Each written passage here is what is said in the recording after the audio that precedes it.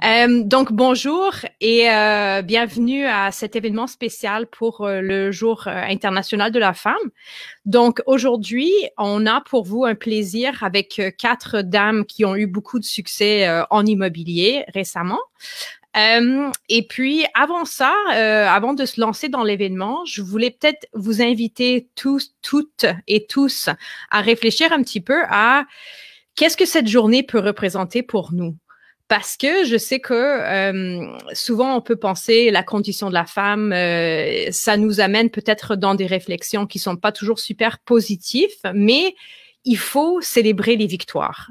Et donc, je pense qu'aujourd'hui, on va prendre le temps de parler à ces femmes, on va prendre inspiration sur elles et on va parler de l'immobilier. Donc, tout premièrement, on va commencer par Madame Claudia Bergeron. Donc, elle a commencé à investir en immobilier en 2007 et suite au coaching qu'elle a fait avec le club immobilier, elle a su acquérir un immeuble de 38 portes.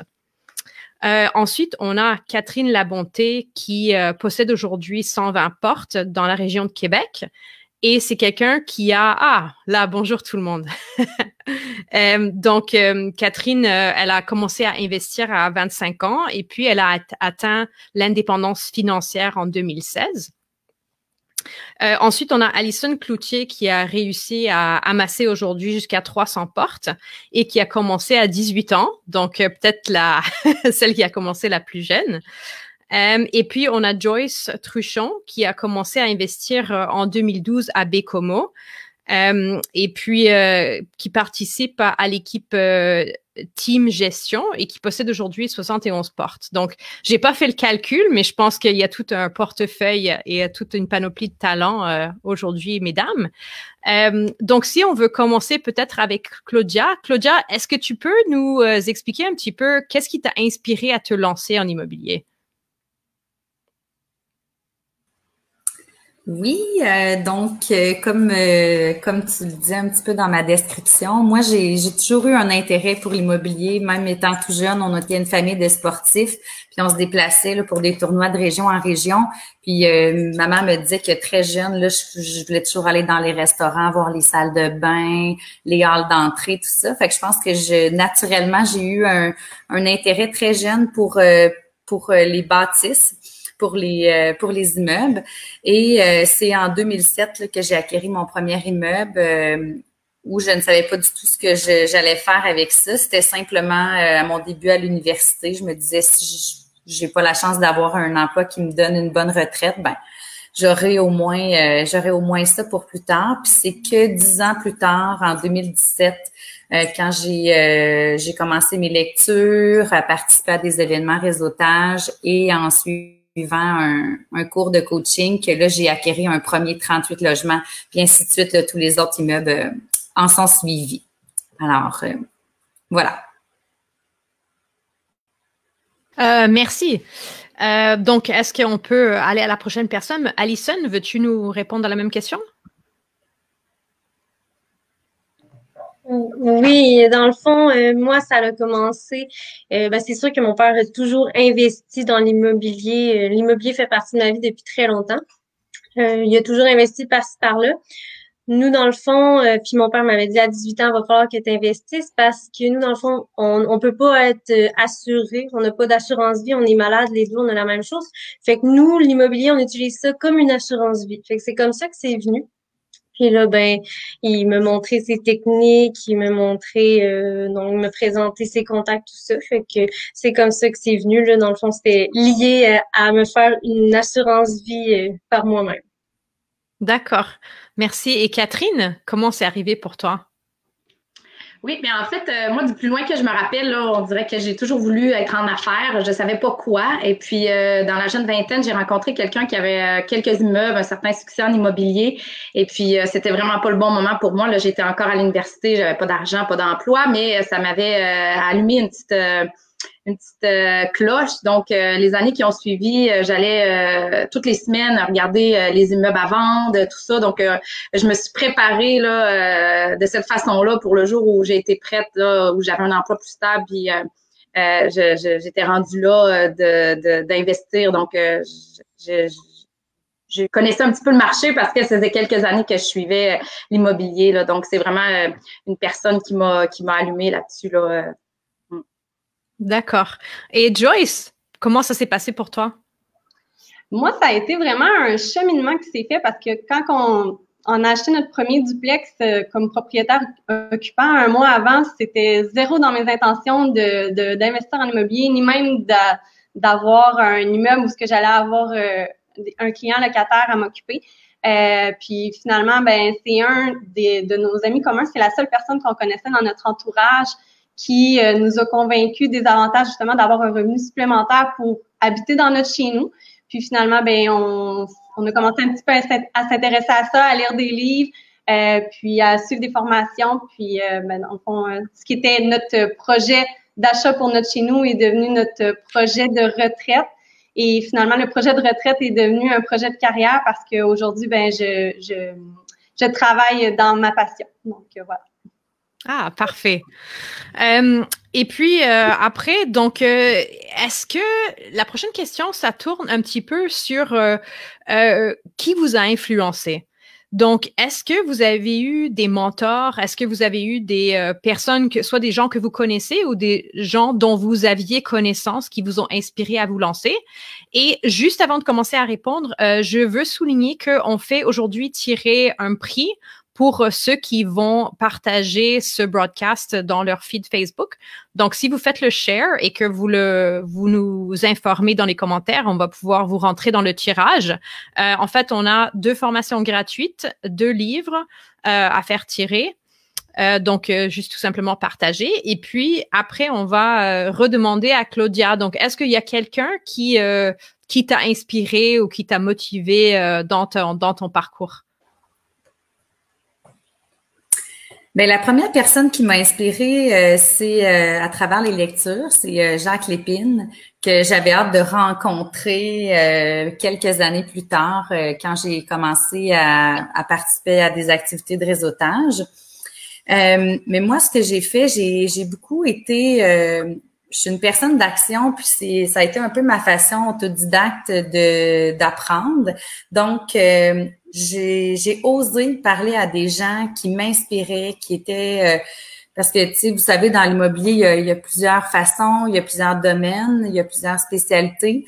Donc, je suis allée tout simplement discuter avec des gens qui avaient réalisé pour moi de grandes choses, qui faisaient le type d'immobilier qui me faisait rêver.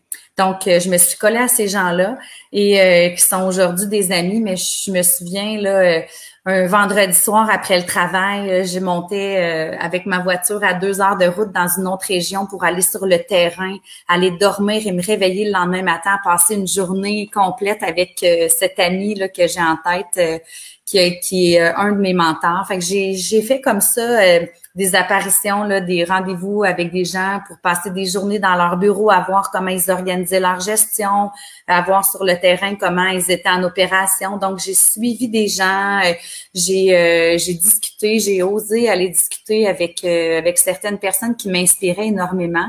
Puis, si je peux me permettre, là, ça serait un conseil que je donnerais à tous. Oser aller parler aux gens, c'est très formateur. En tout cas, pour ma part, c'est grâce à ces gens-là que j'ai réussi à me faire mon chemin à mon tour. Merci. Donc, un petit coup de pouce par le réseautage. Alison, est-ce que toi, tu as eu des inspirations, des mentors qui t'ont aidé sur ton chemin? Ben c'est sûr que, comme je disais tantôt, mon père, il a eu une grande place à ce niveau-là. Il est le mentor de des gens aussi, donc c'est sûr. Puis j'allais voir, je m'entêtais, je me disais non, ça sera pas mon père qui va tout me montrer.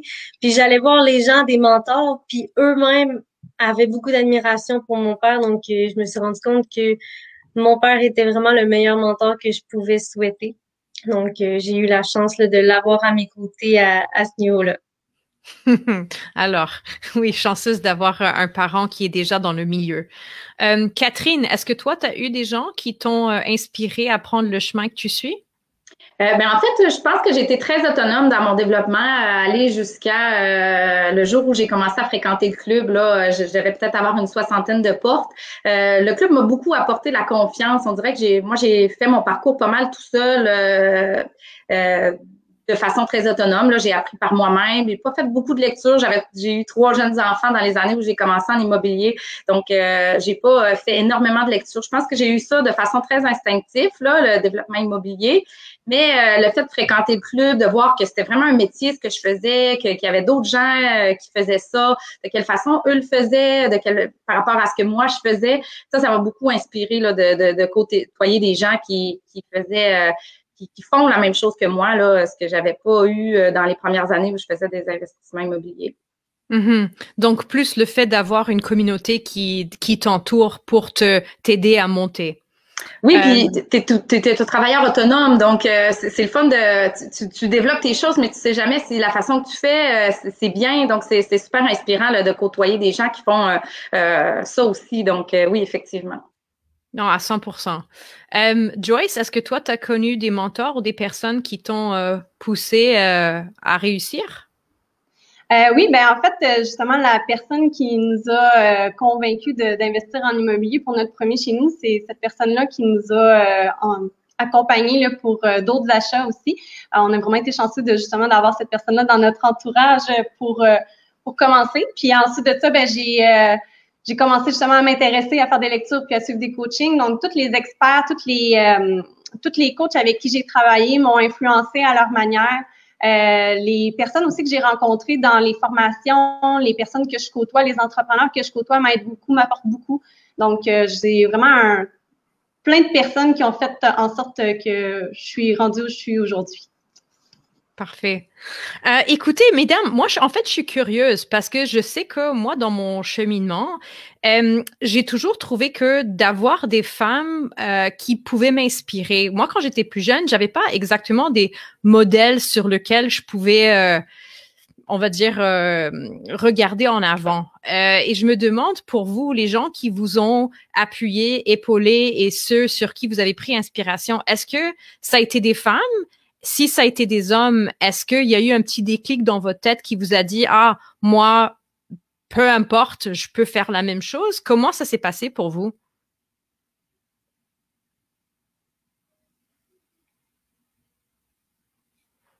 Levez la main peut-être si vous voulez. OK. Ben, moi, ça a été un mix. Je dirais c'était bon, à ce temps que je veux parler. Fait que c'est ça, c'était un mix. J'ai surtout connu les grands noms de l'immobilier qui étaient surtout des hommes. Puis après ça, j'ai commencé à voir qu'il y avait des femmes qui en faisaient aussi. Donc, c'était vraiment intéressant pour ça. Il y a des entrepreneurs aussi. Je fais partie des groupes d'entrepreneurs féminins. Donc, de voir aussi qu'est-ce que eux font au niveau de leur entreprise, puis de comment moi je pouvais l'apporter au niveau de l'immobilier, ça me fait vraiment triper. Donc, ce serait ça. Et les autres, mesdames, est-ce que pour vous, le fait d'avoir des mentors hommes ou femmes, est-ce que ça a changé quelque chose pour vous?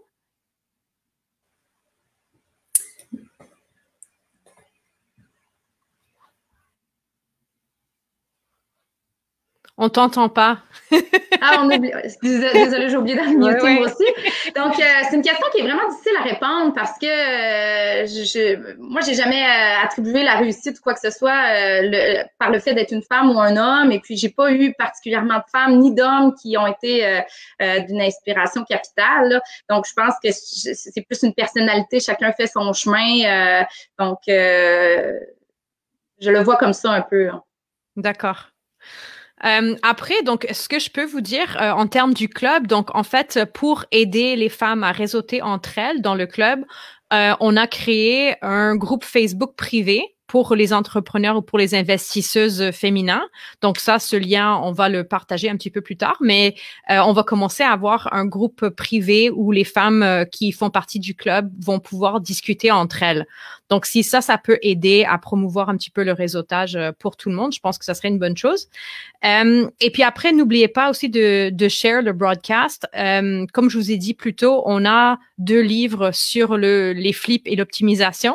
On a 2 cours à faire tirer et on a aussi 2 certificats cadeaux de $50 qui vont se faire tirer.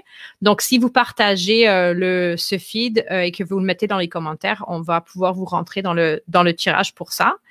Et après, peut-être en lien avec la dernière question, est-ce que le fait d'être une femme vous a apporté des appréhensions particulières pendant votre cheminement, ou pour vous, ça a toujours été, comme on dit en anglais, a non-issue? Claudia? Ben, un peu comme disait Catherine, moi, je pense, en tout cas, de mon point de vue à moi, il n'y a aucune différence entre un homme ou une femme, que ce soit dans le monde des affaires, que ce soit en immobilier. Puis, aujourd'hui, il y a beaucoup plus de femmes qu'on peut l'imaginer. Peut-être que c'est justement grâce aux activités maintenant, puis on a la chance maintenant de réseauter puis de pouvoir discuter avec des copains, copines qui font le même travail que nous. Mais il y a beaucoup plus de femmes qui sont présentes dans le milieu aujourd'hui. Puis justement, je pense que les femmes, de par leur valeur, leur humanité, leur côté peut-être un petit peu plus émotionnel, qui parfois peut aussi être négatif, mais plus créatif, c'est très utile. Au contraire, je le vois pas comme un obstacle. Pas du tout. Même, je pense que c'est plus une question de personnalité, de passer outre nos craintes, d'aller vers les nouveaux objectifs qu'on se crée ou qu'on a envie de tendre, puis tout simplement, là, je pense que c'est plus un travail personnel que d'être un homme ou une femme. Là. Pour ma part, j'ai pas senti qu'il y avait j'ai pas senti de différence là. OK. Donc d'abord, vraiment, c'est une question de personnalité et que on soit un homme ou une femme, on se construit à travers ce qu'on fait, peu importe. Voilà. Et de se faire dire non quand on fait de la prospection, qu'on soit un homme ou une femme. Maintenant, il faut juste savoir apprendre à discuter, apprendre à affronter, puis d'avoir des objectifs qui sont plus grands que notre portefeuille. Bien ensuite, il faut simplement se retourner vers d'autres personnes qui pourront s'allier avec nous pour des partenariats, pardon. Je pense que c'est plutôt une façon de se retourner vers la bonne situation, puis de nous-mêmes prendre le taureau par les cornes, puis d'aller au-delà de où sont les difficultés. D'accord. Catherine, quelle a été ton expérience par rapport à ça? En fait, moi, je pense que d'être une femme, parfois, ça m'a avantagé, parfois, ça m'a désavantagé. Fait que je pense qu'au final, comme on dit, le genre a peut-être peu d'importance. Mais moi, j'ai eu des belles transactions avec des femmes qui, je pense que la confiance s'est établie super rapidement du fait qu'on soit une femme. Puis j'ai eu souvent des commentaires, tu me fais penser à moi quand j'étais plus jeune, tout ça. Donc, quand j'ai eu des transactions à faire avec des dames, je pense que la relation s'est faite de façon super harmonieuse. Puis, parallèlement à ça, j'ai eu des très belles transactions avec des hommes, tout comme j'ai eu des transactions où les hommes avaient de la misère à me regarder, parlaient quasiment à l'agent. Puis moi, j'ai un papa qui est retraité, fait que souvent, tant qu'à aller visiter tout seul, il vient avec moi, bien qu'il connaisse rien du milieu immobilier, mais souvent les hommes lui parlent à lui ou parfois à l'agent d'immeuble. Donc, ça m'est arrivé aussi d'avoir l'impression d'être désavantagée plutôt que d'avantagée. Mais au final, je pense que ça fait pas de grande différence dans la réussite puis dans le parcours. Tout à fait. Mais je pense que pour ça, on a quand même la chance de vivre à une époque où on a cet espace justement en tant que femme pour s'accomplir et où, oui, des fois, je pense que c'est un très bon point. Des fois, on va se rendre compte que c'est un avantage. Des fois, on va se rendre compte que ça peut être un désavantage, mais que malgré ça, on a quand même un champ d'opération qui est peut-être meilleure que celle que pourraient avoir nos mères et nos grands-mères. Ouais, mais moi j'ai une petite anecdote à conter par rapport à ça, mais régulièrement quand je dis ce que je fais comme travail ou ce que je fais dans la vie, je me fais souvent dire avec ton père ou avec ton conjoint ou c'est sûr que la réussite d'une femme passe souvent ou en tout cas aux yeux des gens dans notre société par la face masculine, là. Donc, il y a beaucoup de chemin qui a été fait. Je pense que nos grands-mères et nos mères ont eu un parcours qui est peut-être plus difficile que nous.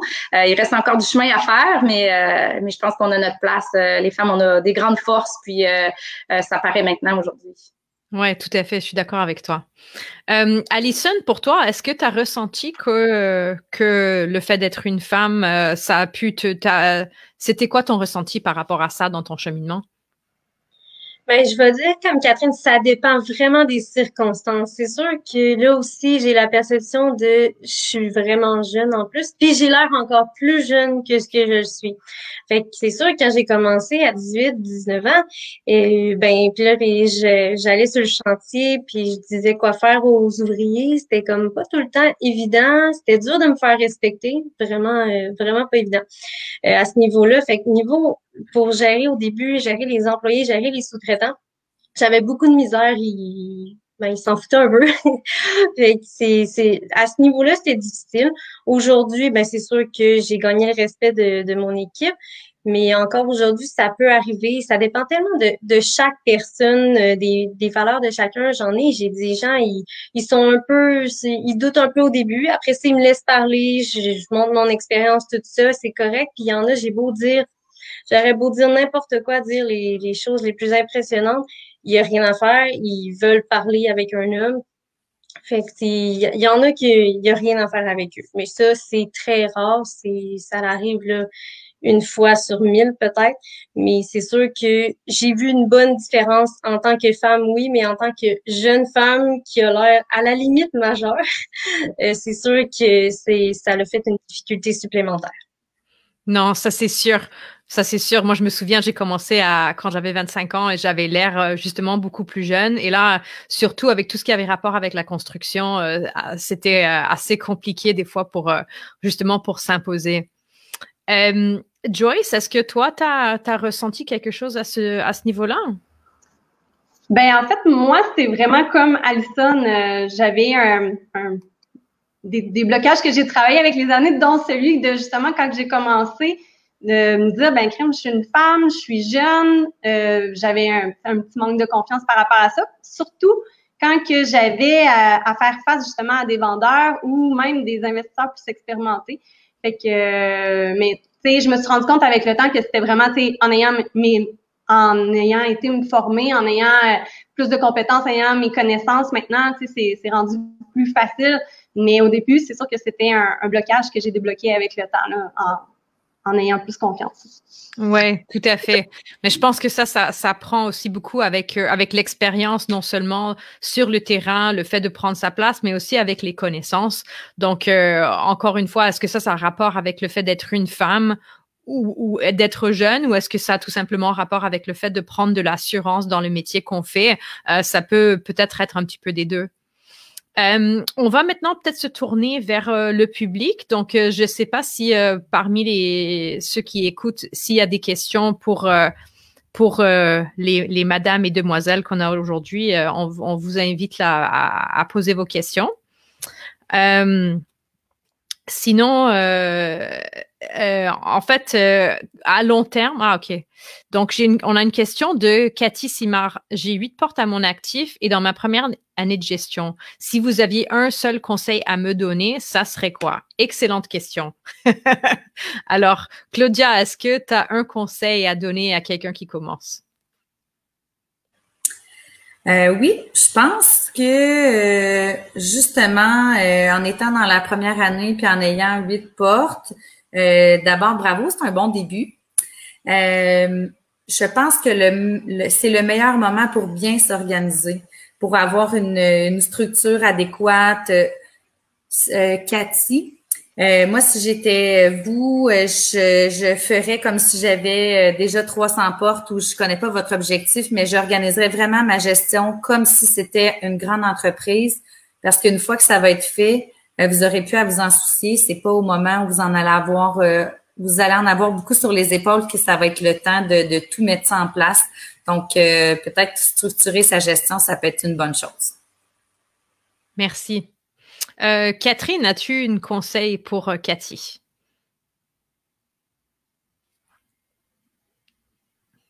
Le micro. Catherine, est-ce qu'on t'a perdu? Oui, c'est pas grave, je suis désolée, j'ai de la misère un petit peu habituellement, ça se fait naturellement. Donc, c'est un bon conseil que Claudia a donné. Et puis, effectivement, puis ce que je peux donner aussi comme conseil à Cathy, c'est sûr que la première année, tout est un peu stressant, mais tout est nouveau, tout est stressant. Et au fur et à mesure, on gagne en expérience, en carnet de contact. Donc, c'est vraiment la pire année, la première. Tout est nouveau, on est plus stressé, mais notre gestion du stress augmente. Ben, pas augmente, mais en fait diminue par rapport aux problèmes qu'on fait face au début. Merci. Oui, c'est un bon conseil. Moi, je me souviens, ma première année, j'ai eu beaucoup de nuits où j'ai pas très, très bien dormi à penser au paiement hypothécaire. Là, je sais que moi, ça m'a bien stressé au début. Donc, prendre une grande respiration et savoir que plus qu'on prend de l'expérience là-dedans, plus qu'on est capable de faire face à ce qui vient sans être stressé. Alison, as-tu un conseil pour Cathy? Claudia puis Catherine en ont déjà dit pas mal. C'est vrai, c'est super important dès le début de bien se structurer pour la gestion. C'est pas rendu à plus de 100 portes que c'est là le temps qu'on commence à se structurer. C'est beaucoup plus difficile rendu à ce niveau-là. Mais c'est sûr que je dirais, puis aussi prendre le temps d'avoir les bons contacts, tout ça. Puis aussi de se faire une bonne équipe, de toujours avoir un plombier sous la main, un électricien sous la main, si possible un concierge, un homme à tout faire. Parce que c'est pas le temps d'en trouver un quand on a un dégât d'eau. C'est important de le faire avant qu'il arrive quoi que ce soit, de se faire un bon réseau de contacts à ce niveau-là. Merci. Ça, c'est un excellent conseil. Toujours avoir un plombier sous la main. Joyce, est-ce que toi, tu as un conseil pour Cathy?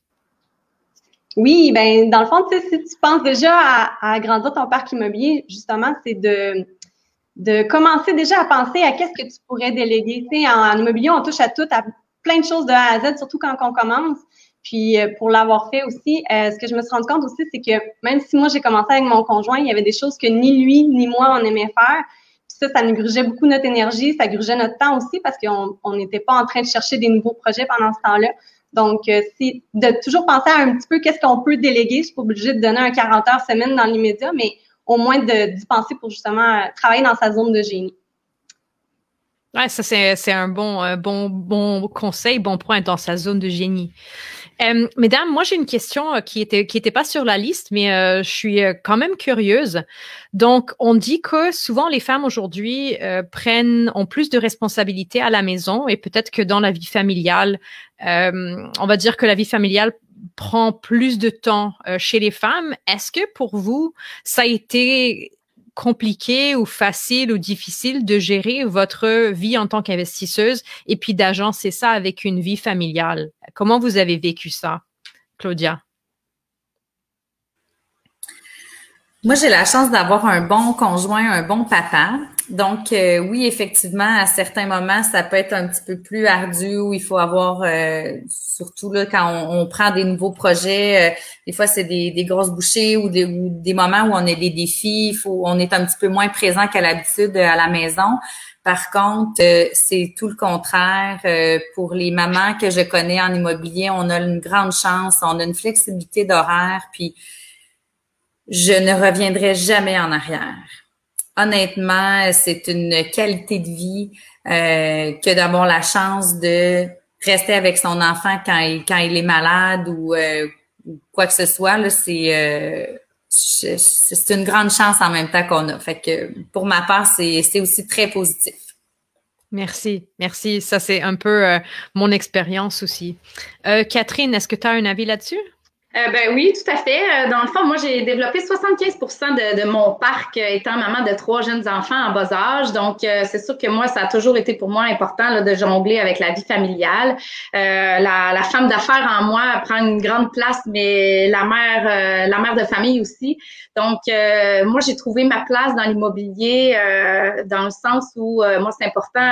Je vais chercher mes enfants tous les jours à 3 heures à l'école. Il y a les journées pédagogiques, souvent, ils restent à la maison avec moi. Donc, ça a été important que la croissance et le développement de mon parc soient en harmonie avec ces valeurs-là. Donc, ça a été quelque chose avec lequel j'ai beaucoup travaillé. J'ai été challengée souvent sur ça parce que je pourrais développer 3 fois plus vite mon parc immobilier. Mais pour moi, c'est important d'être présente à la maison. Donc, je me suis développée ma façon à moi de faire de l'immobilier dans le sens où moi, je fais beaucoup de gestion administrative. Après ça, je fais beaucoup de belles acquisitions dans le sens où je trouve beaucoup mes vendeurs par moi-même pour payer le juste prix.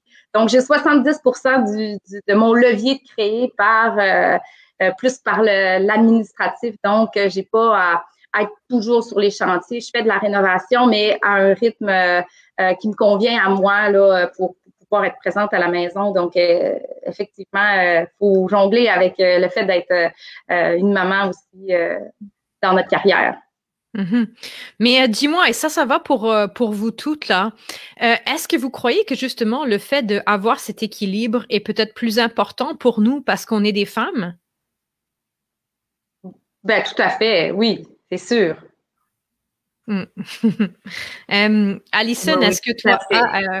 excuse-moi? Oui, non, c'est bon.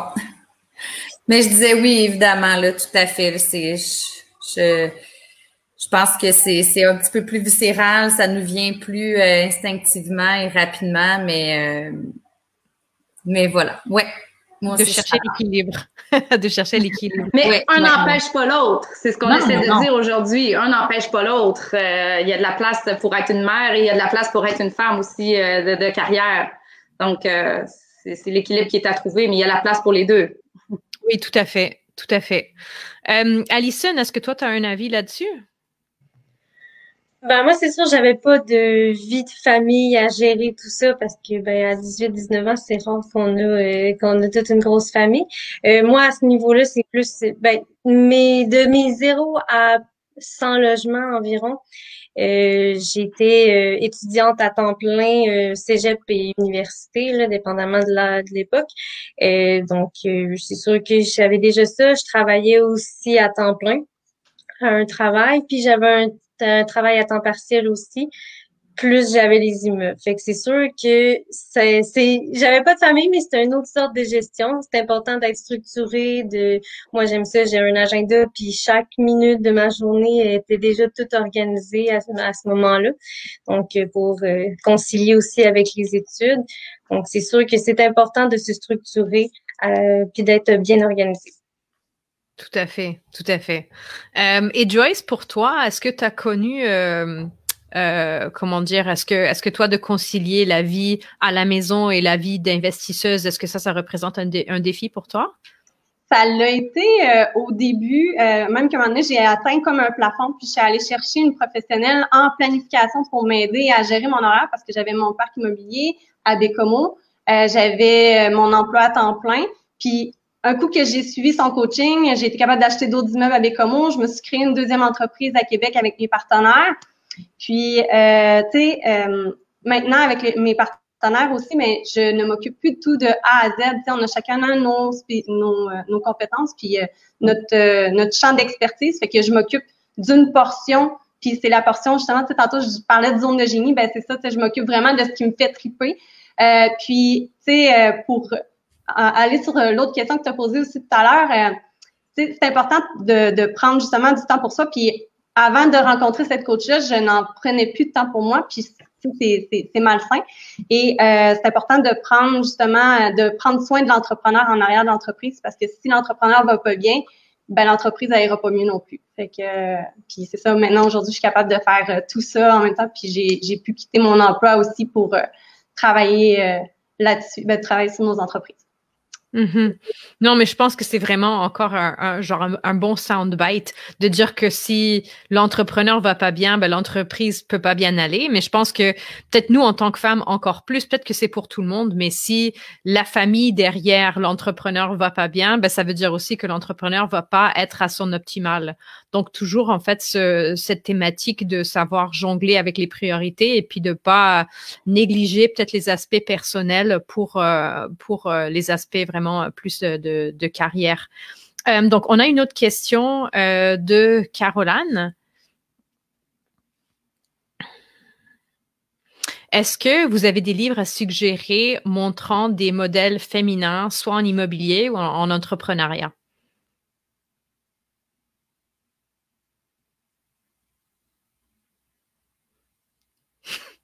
Bon, il y a de la place pour écrire des livres, hein, ceux qui le souhaitent. Moi, j'en ai écrit un, mais il est en anglais. Donc, ça s'appelle Mindful Landlord. Et justement, ça tourne un petit peu autour de ce sujet parce que ben moi, mon fils, il a 4 ans et puis dans l'année où il est né, c'était peut-être l'année où mon entreprise était le plus en croissance.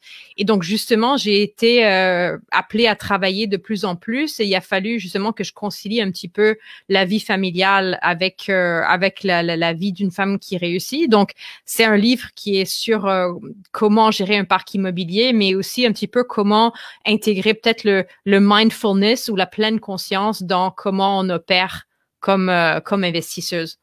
Donc, pas trop faire de la pub. Sinon, mesdames, est-ce que vous avez des livres, même si c'est pas des livres par des modèles féminins, est-ce que vous avez peut-être un livre qui vous a poussé ou inspiré à faire ce que vous faites? Alison? Ben, pour ma part, le premier